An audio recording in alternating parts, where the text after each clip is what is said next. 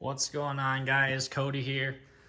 I'm going to take a little video of my dad's 98 XLT 600 Special and show you what we've done to it so far. This will be video one of a kind of a series build, hopefully, on this sled. For starters, we have the hood right here, and it actually is cracked. We're looking for a new hood. You can see right here, it's broken, and then it's got several scratches across it. So if anybody is in Minnesota or local or nearby that would ship a really nice hood or complete hood with the graphics, minus the windshield and headlight and center console, or the console, but I'd like to have the foam in it. Would be really nice to have the foam. And so yeah, so leave a comment below. And we can go from there if you have one. Otherwise, you can find me on Facebook, Cody Gray. Live in Rush City, Minnesota. So if you have one, you can get a hold of me on Facebook. That'd be awesome. But anyways, the sled has 4,491 miles. All original miles. The sled's sitting in here. We got her torn down to almost bare chassis. We're going to be taking the front suspension apart, going through the front suspension. We're going to be replacing any of the bushings and components in the front end that need to be replaced, and then we'll reassemble and lube it up and put some anti-seize on everything, because if anybody has worked on any of these old snowmobiles like this Indy 600 that I'm working on right now, they know all about seized C-shafts and seized bushings and how fun they can be to take apart. So for starters, like on the chassis, I can show you a few things. These coolant hoses, they started wearing through, so we're going to be replacing some of these coolant hoses. I got this one back here. Actually was seeping coolant right here. It went all the way through, so we're going to be replacing this coolant hoses with some good used ones. Let's see, the steering components have been removed. These 4 mounts here have been taken out because they had some pretty excessive slop. So, and I can show you over here on the bench. Here are the components. We're going to be replacing these brass bushings. There was just way too much slop and play in these. So, I don't know, it's, well, by feel with your fingers, it doesn't seem like a lot, but when it's under load and in the sled, it is quite a bit. These are the other 2 mounts. I was not able to find these aluminum bushings or spacers, whatever. So I can't find anything. If anybody knows where to find these, they go.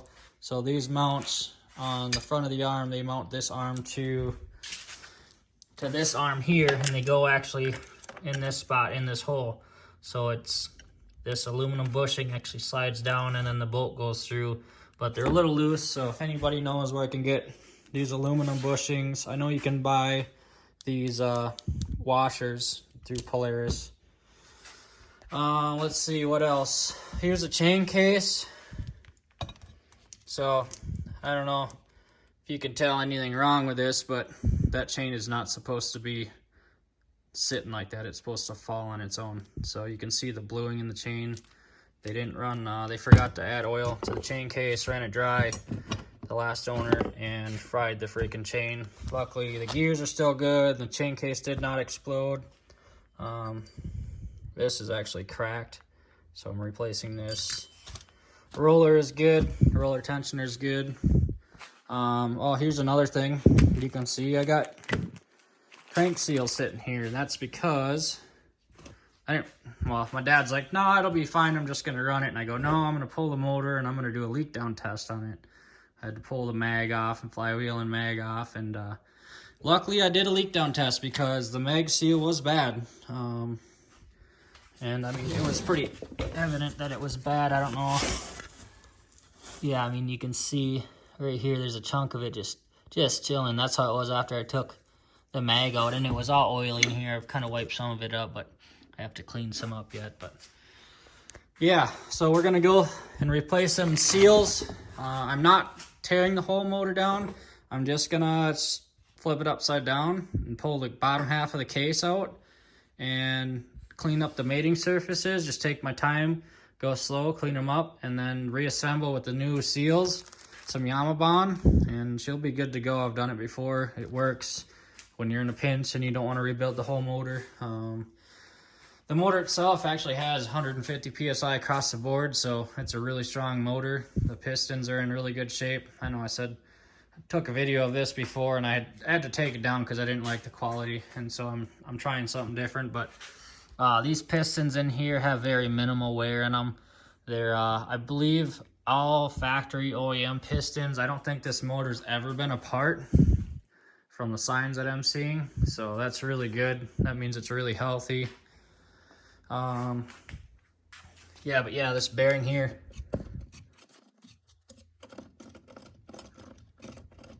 you can hear that bearing crunching. It's not good. So jack shaft bearings are going to be replaced. Drive shaft bearings are going to be replaced. The jack shaft bearings are good.